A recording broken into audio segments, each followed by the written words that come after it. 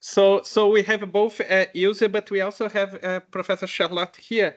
We are from Ghent University in Belgium, and they lead the ClimMig Health Network, which is an interdisciplinary international network of academic institutions, NGOs, and individuals dedicated to understanding and address how climate change affects healthcare and migration. Yeah. And the work that they do really close align with the one that we do at the Climate Network. Yeah. And not only close align, but we also have visit then at Belgium, Ruria at Tegali, the head of our data science program, have been visited then, and really to set up collaboration with the group, given that's close align. Yeah. Furthermore, both Charlotte and Ilse also have long-standing collaboration here at Stellenbosch University with the School for Climate Change. And I can see the director. Oh, I almost didn't recognize him because he took his hat out. Yeah. Thank you, guys, to be here today, where they are running a workshop this week in Stellenbosch. They say that the weather was too terrible in Belgium, so they would come here to run a workshop and then accepted to give our first seminar. So thank you very much. Yeah. And so today we're going to learn a lot about climate change and human mobility. And just to highlight that close program that we also do on that. So we have many data scientists and mathematicians that are here that work closely on that area. And I hope we can engage in fruitful discussion after with lunch. Yeah. So thank you very much, Ilse, and the floor is yours. Thank you. Thank you for the introduction. Yeah. So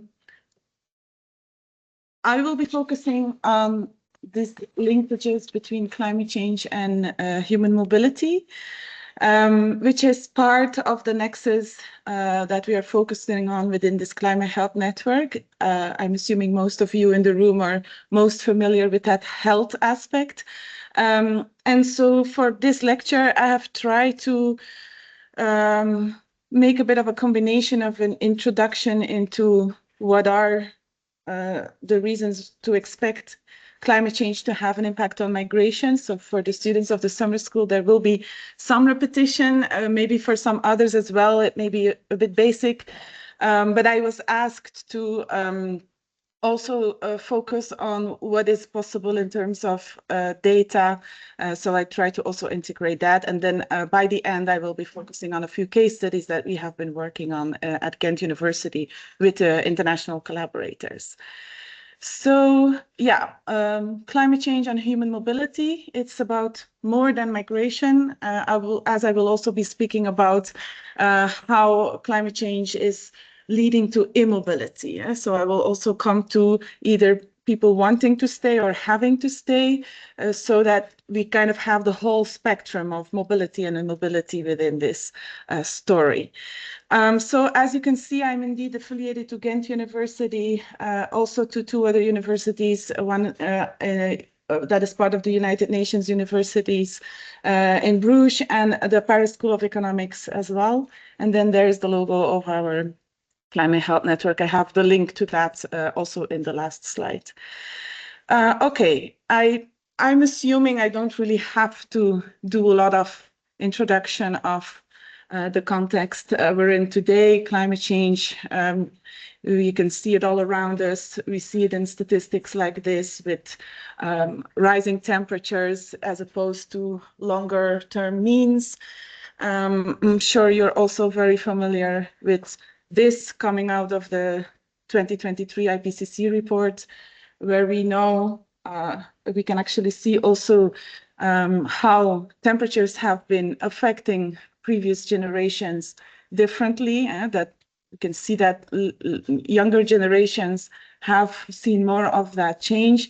And then if we look to the right-hand side of the 2020 arrow, we can also see that for different future scenarios, all of those imply more changes in terms of climate conditions with all sorts of impacts on people.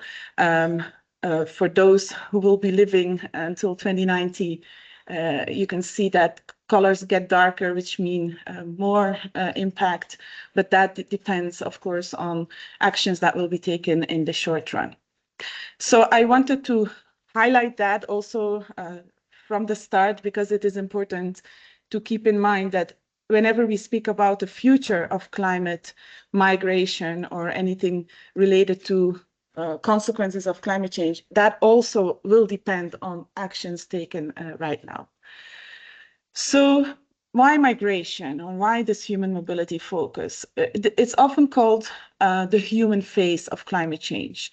We hear big numbers of people who will be migrating because of climate change, floods of migrants we may be expecting. But what is true about all of that? Do we really can we really predict those numbers, and where would those people be going to? Is it really going to be leading to mass migration, or will we always also be seeing people getting stuck? And then where would that be? So there's many aspects when it comes to climate change and migration. So I won't be taking too much time asking you questions because I know I only have 45 minutes and we want to stick to the time limit today. But maybe just reflect for 5 seconds for yourself about the question, how would you call somebody moving because of climate change? And keep that term in mind. I'm asking because if you had climate refugees in mind, I'm sad to say that you weren't right, in the sense that basically there's no such thing, climate refugee. Anybody who can tell me why? You can just shout. Maybe just.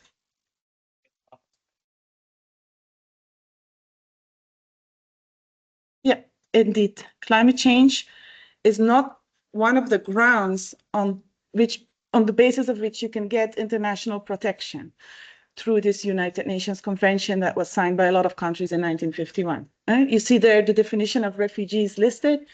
It states a person who, owing to a well-founded fear of persecution for reasons of race, religion, nationality, membership of a particular social group, or political opinion, is outside their country of nationality and unable to, or owing to such fear, unwilling to avail themselves of the protection of that country. And as you see, the list is there. Climate change or any environmental factors aren't part of the list. So there's no grounds within this convention that would allow people to get access to international protection. That doesn't mean that some countries cannot decide to extend that definition of what's a refugee or specific international protection. Some countries actually do consider also reasons related to environmental change. But it's a capacity thing. So UNHCR, the refugee organization, is already suffering to take care of the needs of all those fleeing because of because of conflict. So that also, even if this definition were to be extended, probably in many countries there would be a lack of political will to adhere to that.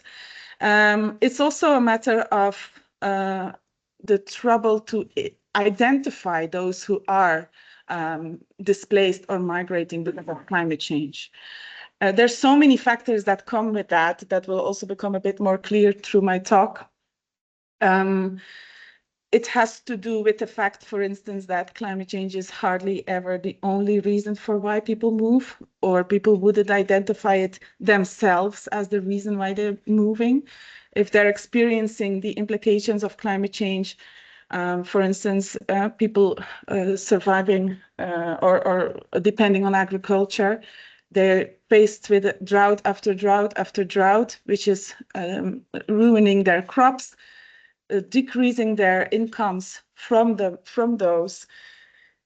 At some point, they might decide to move, but if you would ask, they might say it's because of economic reasons, or it may be the combination of that and other things, tensions maybe in the region, that pushes them to go. So that's a big issue in this whole literature and research field. How can you really label somebody as a climate migrant?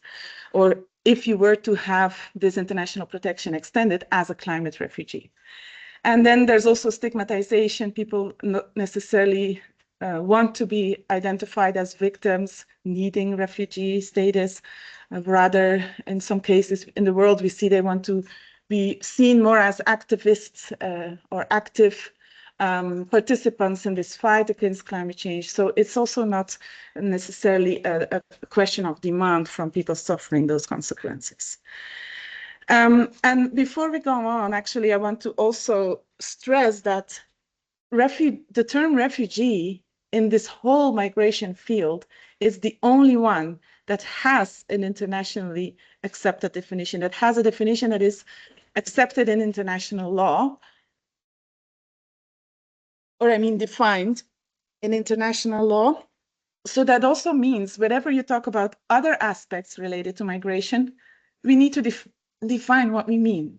So for me, I'm always relying on the glossary that the International Organization for Migration has. If you just Google that, you will easily find it. This is not a universally accepted definition per se, and I even have among my colleagues discussions or disagreements on what the term migration actually means. In different fields, it means different things. For me, it's the overarching term encompassing the movement of people away from their usual place of residence that can be either across an international border or within a state. So that also means it doesn't say anything about the degree of how voluntary or forced this migration is. Is it temporary migration? Is it permanent migration? It's encompassing everything, basically. And then climate migration is a longer definition, as you can see listed there. It's also the one that the IOM has prescribed, which is the movement of a person or groups of persons who predominantly for reasons of sudden or progressive change in the environment due to climate change, are obliged to leave their habitable place of residence or choose to do so, either temporarily or permanently within a state or across an international border. That has a lot of different aspects there, right? But you can see here too, it's an umbrella term. So covering a lot of different aspects related to climate change. So it says it's related to both sudden changes and progressive changes. With sudden changes, you can think of floods and storms. With progressive change, we have more sea level rise in mind, or the rise of global temperatures. And that can contain also internal movements, international movements, temporary, permanent, and so on. So in case you plan to work on these connections between climate change, migration, and health, I think it's good to be aware of all the aspects that this climate migration actually cover. And this is not even the complete list, but you can divide some of the movements, or try at least to divide them in along some dichotomies. Voluntary versus forced migration is a classic, but here, forced migration would be often referred to, by the way, as displacement. But that distinction is not always easy to make. So we'd rather see that as a range or a sort of spectrum from completely voluntary migration to forced migration. If your house is ruined by a flood, you lost everything. You will probably have to move if that place became uninhabitable, even if it's temporarily. This would, I think everybody would accept that this is forced migration. But if coming back to that farmer who was experiencing drought after drought after drought, and then at some point decides to move away, either him or herself or someone in the household, is that then a forced decision, or is that voluntary? Completely voluntary migration decisions are probably students wanting to go abroad, or people going abroad for the experience.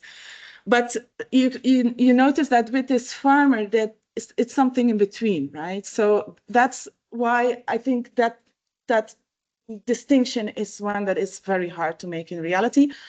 although statistics like the International Displacement Monitoring Center do collect information on displacement only. I'm going to show you that in a bit. So this week, you guys leave Belgium, come here, you're a voluntary.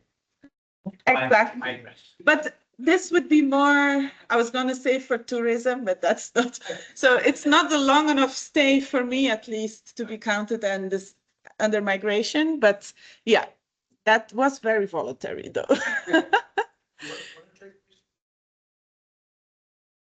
I would rather that you wait to the end, but keep them very open to questions. So otherwise, my time management, I know, is terrible. So also I've mentioned it can be temporary, it can be permanent, it can be also something in between. You see people sometimes during dry seasons or wet seasons moving to the city to do another job there. Internal, international migration, we've also covered.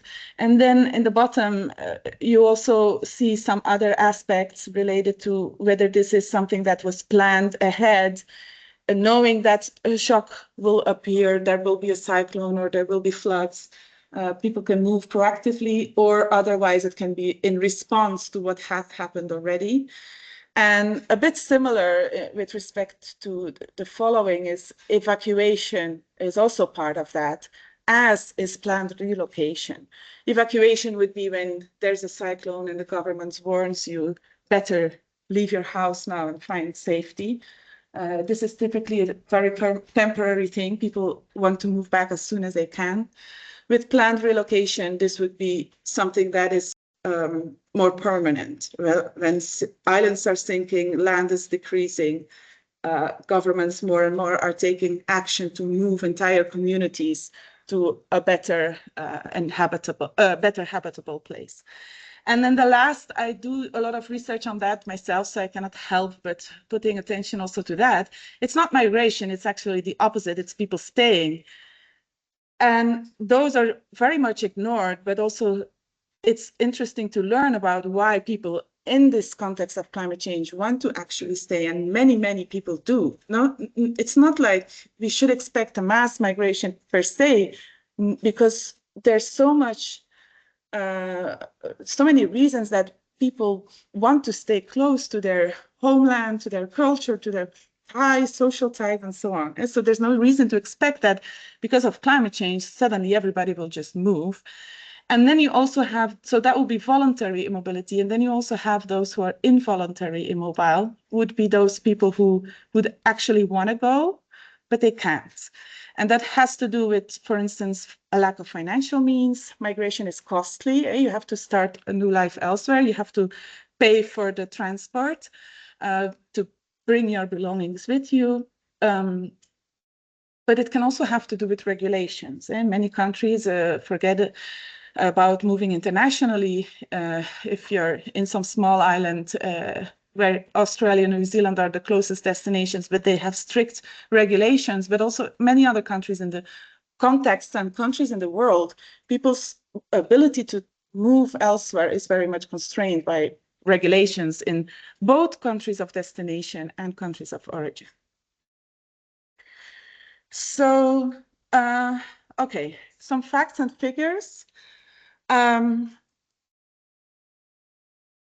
Don't expect too much here. Unfortunately, there are not so many facts, well, not so many figures I can actually show, but I think it's also good to tell you what is out there and why sometimes we have to be cautious with those numbers. So, disclaimer first, we tend to think of climate change impact on migration as if this is a new thing. And also looking at how the world is perceiving migration or migrants, it's being looked at as something of nowadays, a very present day phenomenon, but it's not. Migration is as old as humankind. You can actually think that, or there's proof that as long as we've been here on this planet, we have been migratory. That's the reason also why we're found all across the world today. And that also holds for environmental or climate related migration. So now I'm not talking about present day climate change or global warming, but rather environmental changes have also been taking place in the past, and they have often also come with big migration movements. For instance, there was a 200-year drought in this place called Harappa, which is now Pakistan, that meant the end of the Indus Valley civilization. There's been a period of warmer climate of about 2 degrees Celsius for between the 9th and the 14th century. That has also come with a lot of migration movements. More recently, in the 1930s, there was this Dust Bowl period where a lot of dust storms and drought led many Americans to leave massively big areas in the southern valleys. And also the right figure, I don't think we have to reach far into our memories to think back of massive droughts that have in the past around the Horn of Africa, around the Sahel, impacted or led people to move. So this is something that people have always used as a strategy to deal with changes in the environment. So that's, in that sense, this climate migration is nothing new. But what about today's numbers then? So there are only a few agencies that produce numbers on climate migration.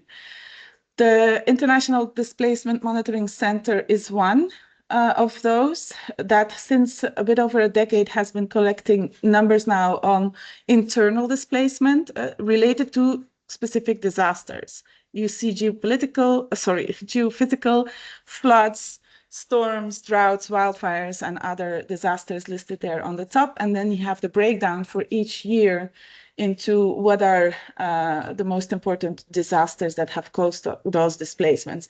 You can see a little decrease between 2023 and 2022, which has to do with the end of the La Nina phase, which meant for warmer temperatures in the Pacific. But yeah, numbers are high, over 25 million there. And there's these are primarily driven by floods and storms, and that has been similar also in previous years. That's not to say that all of these disasters have a direct link with climate change, of course. So that's a disclaimer to keep in mind here. And actually, knowing that those numbers are the only ones that exist on contemporary climate migration, it's telling us only part of the story, right? This is only about internal displacement. So it means this is not about international moves. It's not about voluntary migration that would be more associated to gradual changes in climate. But those are the numbers that are circulating. If you see UNHCR or IOM using numbers, it's typically also those. So it's not like other agencies are producing figures that are comparable across countries on in big numbers. Yeah, I'm gonna just move to the future figures then. What do we know about, or what are the expectations then for the future? But here we do have more. There's been much more efforts in trying to predict future numbers of climate migration, which, yeah, are sometimes coming with very tricky basis, let's say, and that also hampers interpretation, of course. So there's ranges, the range goes from about 25 million to 1 billion climate migrants by 2050. One of the most famous predictions and also well-founded ones is the groundswell reports that the World Bank has produced. And there you see a bit also the division across different regions, the biggest numbers popping up there for sub-Saharan Africa. So they are predicting about 260 million people to be internally displaced. So that's within their country's boundaries in the next, well, by 2050. But as I say, these numbers are varying a lot. And we have to be careful with predictions, which is always the case. But here, in particular, there's so many factors that have to be taken into account and that are not easy to do. So any other determinants of migration, for instance, are very much driving people's moves. And also climate change can impact those. Think back again of that farmer. Their livelihood being impacted by climate change is driving them to move, not necessarily the direct impact that this environmental change has on them, on their life in general. And so climate change can have different impacts on drivers of migration that should also be taken into account in those models. Also, what I said earlier about regulations determining your possibilities to migrate. It's not so easy to quantify migration regulations, but it's very decisive in where you as a potential migrant can go. The availability of other adaptation mechanisms. What is the alternative to migration? Is it access to irrigation, infrastructure improvements, seawalls that are being built, for instance?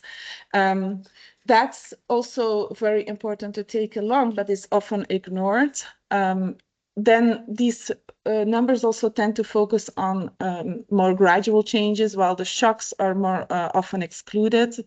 Floods, storms, very hard to predict what those are going to be in the future. But of course, those will be driving migration flows. And then you see also some lack of transparency when it comes to assumptions being made about which migrants. Like that's why I was showing earlier, you have all those categories, but which ones are being considered? And that's not always very clear. So yeah, in the end, and in mobility here too, there are so many people that even if confronted with the consequences of climate change, don't even want to move. So how are those accounted for in these models? These predictions can be valuable, though. They can give some indication of migration pressures for potential destinations that would allow policymakers to prepare ahead of those in terms of getting the labor market ready to absorb those newcomers, make changes in infrastructure, urban planning, and so on. But they're still supposed to be treated with a lot of caution. And also you see that depending on political agendas, those numbers often get cherry-picked. If you want to make the statement that a lot of migrants will be coming because of climate change, you pick the highest numbers. If you want to, draw away attention to that potential consequence, you put the lowest numbers in place. So I'm gonna just briefly say that what I was saying earlier, for some, it's a bit related to this distinction between voluntary and forced migration. For some, such migration following climate change will be an option of last resort. For others, it will be more of an adaptive strategy. It will be a means to diversify incomes, have somebody move to the city. It can be a way of building resilience against future climate shocks. So in that sense, it's not like everybody is forced to migrate. Some families actually make this conscious choice and choose migration as their adaptation strategy over other alternatives. But it's something that comes with a lot of different aspects, and that actually, I'm not going to go into the details here, but if you look at how this decision there on the right-hand side of the slide is being made, this decision to migrate, and all the factors that come into play, both on the macro side as on the micro and the meso level, it's very hard to then isolate from that the role that environmental factors on the top left corner play, or take into account also the impact that these environmental changes have on other factors that are already driving migration. So you see, I mean, just looking at this picture, how complex everything is. And if you want to predict migration, you should actually try to cover all of that, which is not easy. And then that means we can also identify a number of different transmission channels. So that's related to this indirect impact that climate change can have on migration. I've given the example now a couple of times about the farmer losing their income from agriculture because of droughts. So that we would call the income channel, but it could also, so this could be a push for migration, but it could also reduce people's capabilities to migrate. So that would then you would interpret as poverty constraints preventing migration. But it could also be that climate change is hampering food availability, water availability, or quality. It's affecting people's health, as you have many among you have been studying. It can increase tensions, lead to conflict. It can destabilize institutions because of the extra urbanization. That could be another push for immigration. So through the impact that climate change has on all these aspects, we can expect also mobility patterns to be impacted. So I'm gonna just, okay, for the sake of time, I'll be brief on previous literature. Feel free to ask me questions on that in the discussion part. But I think it's already quite clear that since there's this whole set of factors that come into play, the essential conclusion from literature looking at the causal impact that climate change has on migration, it's that it's very context specific. And so you could say there's no lack of consensus saying, oh, climate change is increasing migration. Sometimes it is increasing, sometimes it's decreasing because of these poverty constraints, for instance. Sometimes there's no effect found because people have other means of adaptation, for instance. And there's so many ways people have been studying that. So this is a picture that Etienne Piquet has made in 2022, trying to summarize a bit all the kind of studies that are out there that go from quantitative to qualitative, from historical to contemporary, hotspot analysis where you try to identify the regions that will be most affected, to spatial analysis where you only work with external data at a more aggregate level. So there's plenty of ways people have tried to look at these impacts of climate change on migration. Feel free to get back to me on this picture if you want. And then I'm gonna, I'm gonna say a few more things about two studies that I have been conducting or that I was involved in that particularly are focusing on drought in West Africa, which to me summarize a bit what is behind that lack of consensus that we find in literature. So you should know, maybe, I don't know if it was mentioned that I'm an economist by training. So that means I've been doing a lot of quantitative analysis in the past, now more and more involved in interdisciplinary work. But so these two studies are really relying on quantitative data. This one is published. It's but the two are connected. So I'm showing you this one first quickly, and then showing you about also results from a follow-up study.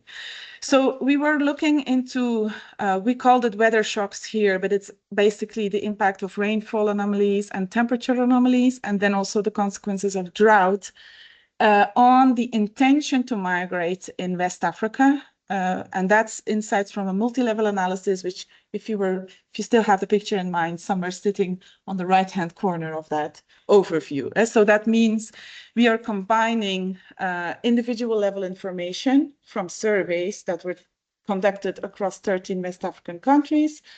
And we are mapping that on climate conditions, basically. So this is data coming from ground weather stations that are on a really relatively detailed level of spatial and time granularity, meaning that we match individual level information and climate conditions at the regional level, so regions within the country where people are residing. And so it's intentions, which means it gives us some idea about potential migration in the future. But it's also nice, for me, I've always found it interesting to look at what's purely the push for migration rather than looking at actual migration numbers, because that is abstracting from regulations that are in place and all the constraints people are facing. So this is one side of the story. Then there's also lots of other studies that have tried to map look at the impact that climate change has had on actual migration patterns. The choice for West Africa, I think it's clear there's a lot of consequences of climate change already being felt there. You have a lot of people depending on agriculture for their livelihoods, so we would expect there a lot of impact felt also on people. There's limited alternative options, limited adaptive capacity. So all of that makes us think that this is a place where people are highly likely to turn to migration as a way to adapt to these anomalies or these droughts. And that too, because it's a region where people have been relying a lot on migration also for other reasons. So there's a big tradition of migration. So the reasoning was to choose that place if anywhere in the world we would find a strong connection between climate change manifestations through these anomalies and droughts on migration intentions, this would be a good setting, let's say. So as I mentioned, we are using these Gallup World data. We have data for 9 years for 13 West African countries, and we match those with data on rainfall and temperature data coming from, at the time, CRU, which was the best for us out there when we started this study. And then we also have this indicator of drought display, which is a combination of temperature and rainfall or water availability index. So I'm not going to go really into the details, but just so you see, this is the level of analysis for the different countries in our sample. So we have 2 different variables that we are looking at. On the left-hand side, it's intentions to migrate internationally. So we have plotted here the share of people in each region that would like to go abroad if they had a chance. And then on the right-hand side, this is intentions to move anywhere, which also includes internal migration options, but then in the short run, in the next year after the interview. So what is important for us is that there's variation across regions that we can use to identify impacts. The rainfall and temperature data then, as I said, is coming from these ground weather stations, which have to aggregate up until this regional level, and that we can then map with the data on individual characteristics and migration intentions. We're looking into anomalies, which mean that we're looking at deviations from the long-run trend in temperature and in rainfall, the long-run trend being computed over 1900 and 1999. And so that gives us, on the left-hand side, for instance, the variation in average temperatures in these regions. On the right-hand side, positive shocks in terms of temperature. So those are the positive anomalies. The positive deviations, meaning higher than average temperature, with the average being calculated over the long run. So here too, you see variation, but you see also that conditions are very much similar in the regions nearby, which is obvious, right? And then this is for precipitation. Here we're looking at, oh, I put them the wrong order. Negative precipitation, because here we're interested in lower than average rainfall So in order to look into adverse shocks. And then, as I said, we are also looking into this SPEI, which is it's a drought indicator that combines information on the supply of water to the ground through rainfall and the demand of water through evapotranspiration. So this is also being plotted here with the average values on the left, and we're looking at negative values of this SPEI on the right-hand side. Yeah, and then I'm not going to go into all the details, but that's not all the data you need, unfortunately, to do that. So we wanted to focus on rural areas because we think there too the impact is the largest. So we wanted to look into shocks or anomalies taking place during crop growing seasons, because that's when we expect livelihoods to be hurt the most. So we needed information on local crops being grown and then the growth seasons of those local crops. And then all of that allowed us to construct this what we call random utility model of migration. You need some model behind an empirical analysis. And this is the in economic analysis. But we were struggling, me and my co-authors, to identify what is the way in which we should define these anomalies. We already have this distinction between rainfall, temperature, and drought, but then there's so many ways in which you can define those, and many people in the literature have looked at different ways of constructing those. So before we were estimating this model, we actually ran a meta-analysis with over 300,000 regressions I'm going to skip this, to identify the kind of shock that would give us the strongest prediction of migration intentions. And I mean, not to bother you with all the details, but just to give you a sense, you can have, now I was saying we are looking at adverse shocks, higher than average temperature, lower than average rainfall, but you could also look at the opposite or look at both at the same time. You can say, when do we speak of an anomaly? You need to define some sort of a threshold in terms of degrees Celsius or in terms of standard deviations. Do we only look at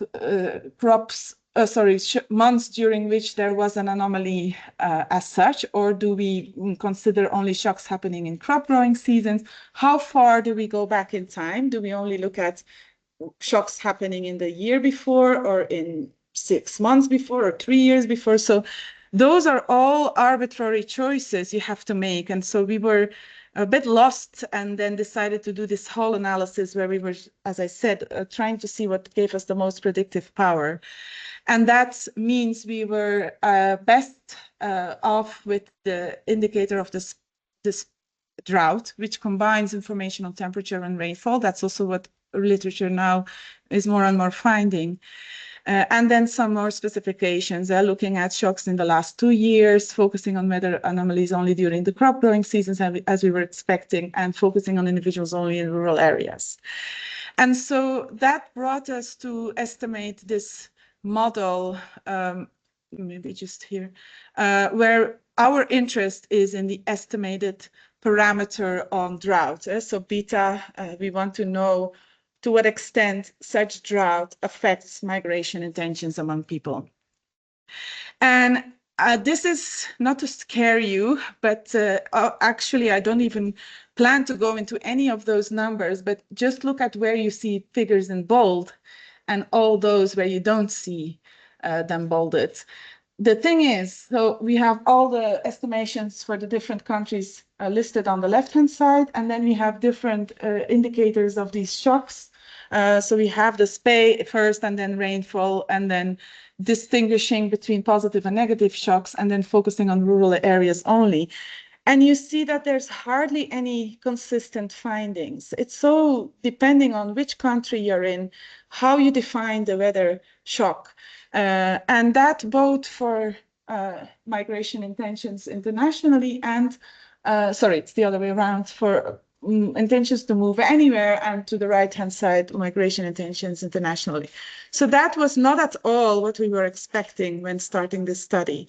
It basically confirms that so many other things are at play that should be taken into account, and that this literature has very limited attention to.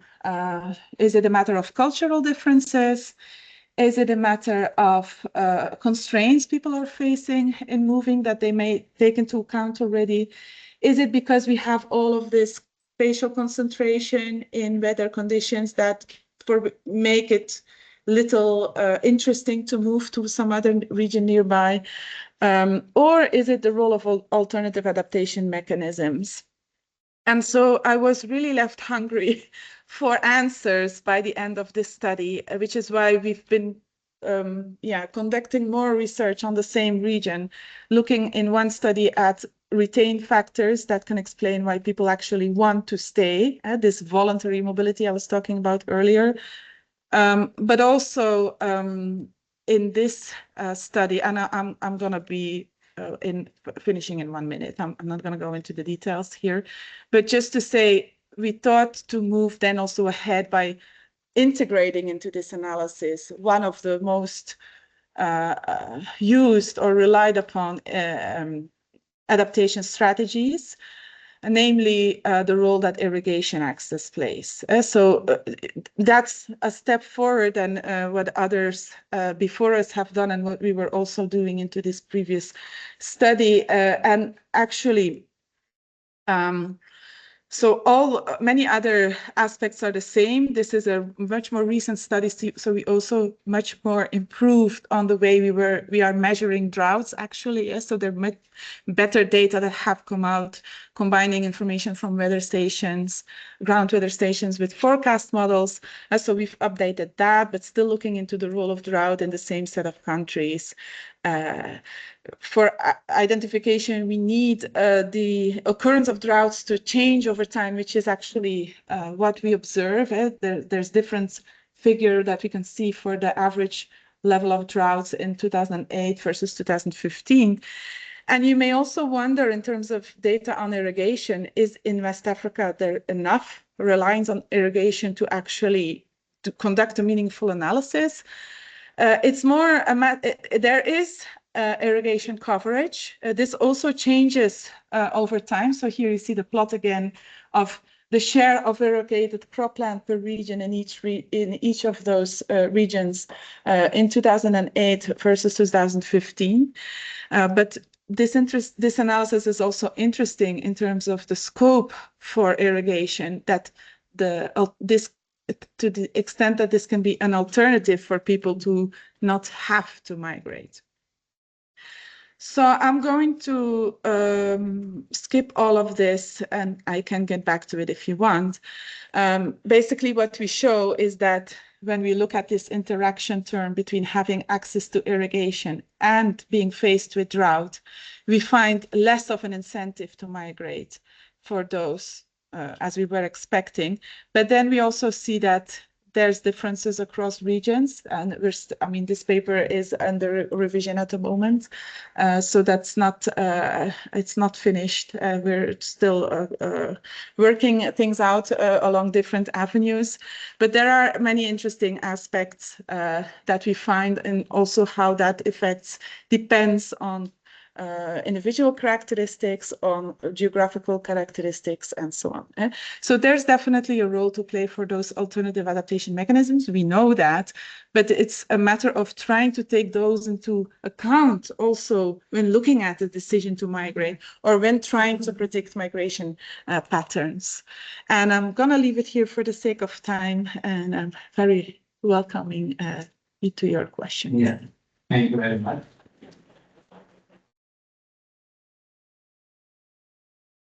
Look, I even walk outside and brought a little speaker, so we have another microphone. It's very traditional for seminars that we ask a lot of questions and we grill a lot the presenter, because that's where we learn a lot.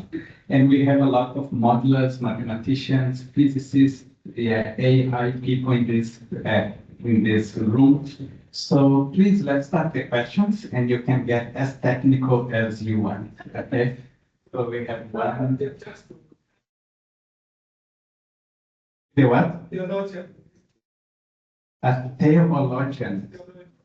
A theology. Yeah, sorry, I don't have a crystal ball to know exactly which where you come from, but the theologians can also ask a nice question. Maybe really maybe a lot of times cultural reason for that.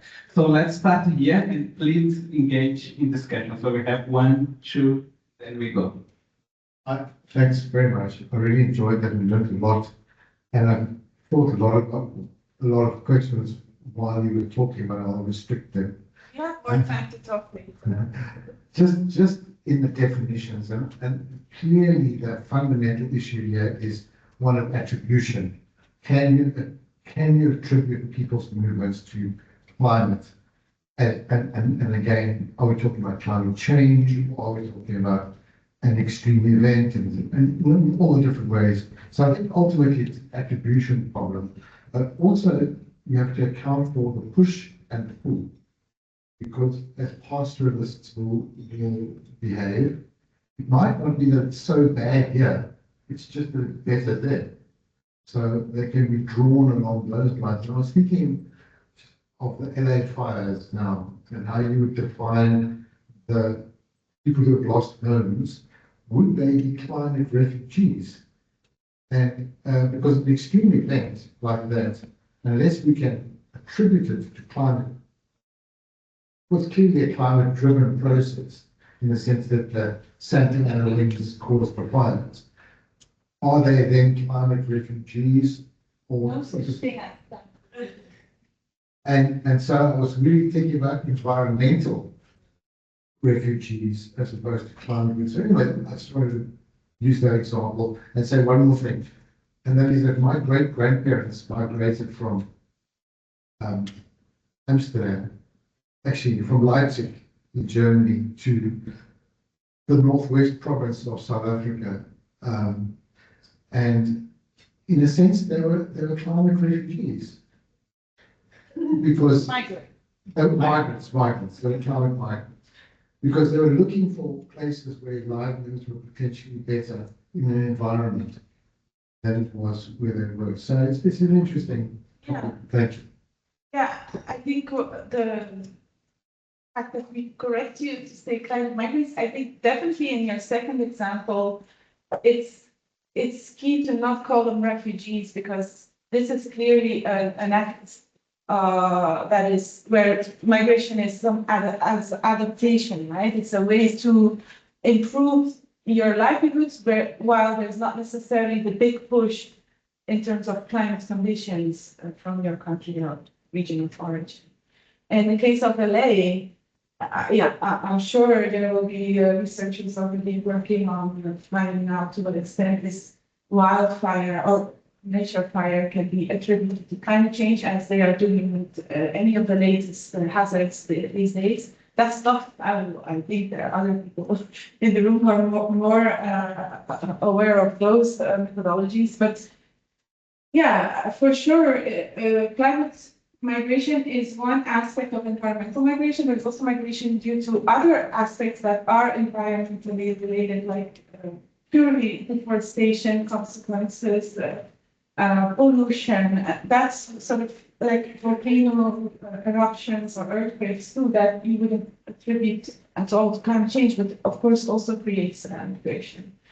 So yeah, we will have to wait to see. But at the same time, we also know that those are exactly the kind of hazards that we are seeing more of. They are being worse, and consequences are worse than ever. It's been already called the most costly fire ever in the US so far. And also the floods in Spain a few months ago have been the most costly ever in the country. So, I mean, cost, I'm not speaking as an economist now, but it says something of the damage they've been bringing and the intensity of these shocks. And the fact that there's more and more of that happening, and it's everywhere, it's very hard to not link that to climate change, but you cannot automatically do so. So of course, for each and every hazard, separately, it's not an easy thing to do. But if you look at how things are evolving, you could say that you are probably going to see more of it. Thanks. So we understand it's very difficult to define and even more to predict aggressions related to climate change. So my question is, what do you think is the main interest in being able to have accurate predictions, especially in terms of policy?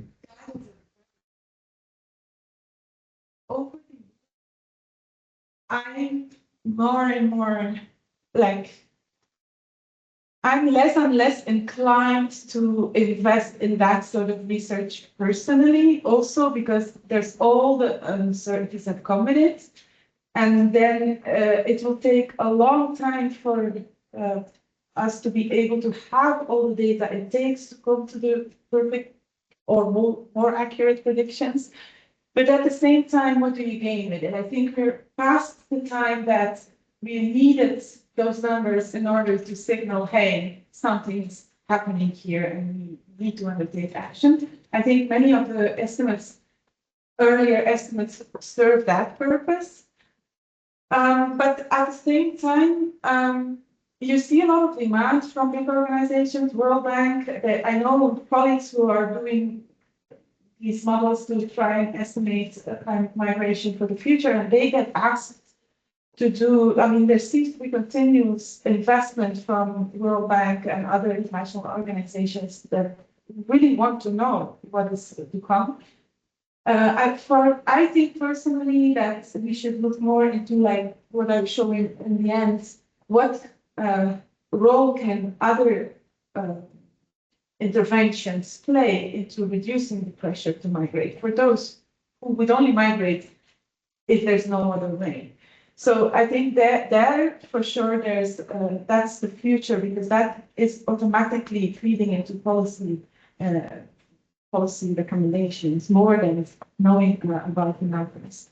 And maybe a final point on that, because these hotspots is also something you see more and more being invested in. And there, I think it's a matter of identifying the areas in the world which will see the most impact in terms of climate change, but also the populations, subpopulations that are most vulnerable. And that obviously has a lot more meaning or is much more valuable in order to prepare and produce very concrete interventions or policy actions to try and mitigate the impact than just knowing the broad numbers.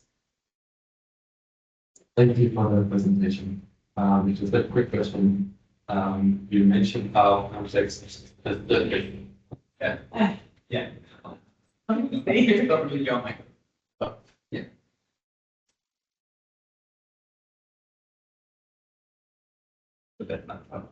So you mentioned how context specific. You mentioned how context specific climate-related migration is, and that obviously links to the spatial scale that you're using for the specific aggregation of data. What kind of goes into the thinking of what spatial scale you use and what level of aggregation you use? Because that obviously will also impact how you identify certain outcomes of climate migration. Yeah, go on. Yeah, that's a good question. It's a tricky one. I think, so with this study, we were actually improving on that level of granularity, because a lot of studies that have been looking at patterns across countries, so not focusing on one particular case, but across countries have typically relied on national level data. So in the overview that that picture, those would be called the spatial analysis, where you really just go with very aggregate data. Here we had the combination of the individual level and the national data, but it was for us purely the information we have on the region where people live, at the level of aggregation there in our survey data set, that was determining what is the level of aggregation that we should consider in our analysis. And unfortunately, that's probably usually the case, that people just do the best they can with the available data. But the fact that this allows for taking along dimensions on different levels of aggregation is an improvement in terms of what has been done. So I think with better data being available, also organizations collecting data, knowing the importance of geolocalized information, knowing exactly where people reside, this will be improving in the future. But yeah, that's actually the part that I was skipping about the big patterns that we find in literature when it comes to those causal linkages. There are some patterns to draw, but there too, so it's our study, we were finding this important role of the local context across countries. But if you put all the literature out there together, that is also what is being found. And it's quite obvious, right? It's related to economic context, social-political context, but also, as I was mentioning, the role of alternative adaptation mechanisms for the future, also investments in mitigation efforts. I mean, the more we can reduce emission for the future, the less we will probably also see migration pressures rising. And then there's all sorts of individual level characteristics. It also matters who is the population, to what extent are they vulnerable, are they resilient in order to deal with the consequences. So yeah, there's so many aspects also, or levels of aggregation also where you would see this heterogeneity, these differences, that, yeah, I'm sorry to not just say, yeah, well, we can expect this many migrants in the future. But there are all these nuances, and I think it's very important when you, in the end, put a final number, that you should really acknowledge all the choices that were made and the context that this is. On the religions corner, and from our friend from Angola with a nice Brazilian chef. And Hego, then I went to a question for you, because Julia said that you're estimating a lot of methods from satellite data and AI. So think about your question. Hego is online. Hego is online, yeah. Thank you so much. Thank you for your presentation. While you were presenting, I remember the Bible text that I was reading this morning in Genesis 42. Sorry, I don't want to shock you. I just come to my mind when you were doing your presentation at Genesis 42, 43, and 24. Talk about the migration of Hebrew people from Canaan to Egypt. And the interesting thing is that in the background, the main reason was climate change. But my question is that on is you talk about a lot of African countries and how climate change actually influenced the migration, and that's great. But I know also that in Africa, one of the main things that move people to migrate is lack of infrastructures. So my question is how climate change, how lack of infrastructures and climate change relate to migration? Yeah, good question. Okay, maybe just to specify, what do you understand by infrastructure? What do you have in mind? Like social infrastructure as a whole. Like education, healthcare, all these things. Yeah, that's a very good question. And actually a key point also within this whole climate health network. We've been looking so much into those connections, specifically between climate change, migration, and then also health impacts on healthcare. But it also applies to other systems or other kinds of infrastructure. If you So there's the direct impact, and then there's also all the effects through which that climate change can have on healthcare systems, right? Think about heat stress that is putting additional strain on local clinics, or the when there are disasters, the lack of provisions to quickly respond and get medicine to the people in need, or even with floods. I don't know if you were there yesterday in the summer school, but there was a picture of a flooded hospital with people sitting on the beds. Immediately in contexts where you have already strained healthcare systems, this is like a complete shutdown, right? And then that too, you see on the other side that many people are also moving in search of better healthcare all over the world in general. You see the tendency to also move in search of that. So if you link the two, then we could expect indeed some of the push for migration related to climate change to happen also through the impact that climate change has on healthcare systems, on education systems, on job markets, and so on. So, for sure. Okay, yeah, thank you very much. Yeah, and thank you for coming all the way here to present to us. I think that you're in the middle of a summer school and you have to be back. So thank you so much, Ilse. Yeah, I believe that you guys are going to be here for a few more days. Is that right? So please, yeah, anyone that have a further question, email her and maybe invite to go. I think that you guys like beer in Belgium, but also can be wine or water. Yeah, and maybe have a meeting, because that's where a lot of the ideas happen in the discussing. So thank you so much.